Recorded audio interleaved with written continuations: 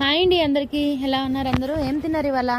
ఈరోజు నేను మీకోసం కొబ్బరి కారం చూపించబోతున్నాను. చాలా ఈజీ అనమాట. ఎండుమిర్చులు ఫ్రై చేసుకొని దాంట్లో కొంచెం ధనియాలు, కొంచెం జీలకర్ర, కొంచెం మిరియాలు కూడా వేసుకోండి, బాగుంటుంది టేస్ట్. ఆ మిరియాలతో పాటు కొంచెం ఆయిల్ వేసుకొని బాగా ఫ్రై చేసుకొని కొబ్బరి వేసుకోండి. కొబ్బరి చూసి కొంచెం వేసుకోండి. కొబ్బరి కారం కదా అన్నాం కదా అని చెప్పి ఎక్కువ వేసుకున్నారు అనుకోండి, టేస్ట్ ఏం తెలీదు, చప్పగా అయిపోతుంది కారం అంతా.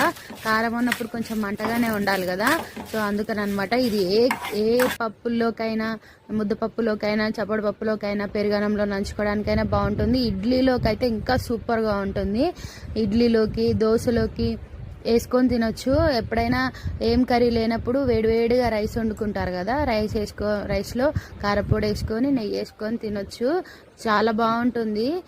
మరీ ఎక్కువ రోజులు స్టోర్ చేసుకోకుండా ఒక 10 daysకి అట్లా చేసుకుంటూ ఉండండి, చాలా టేస్టీగా ఉంటుంది. ఇట్లా స్టోర్ చేసి సీసాలో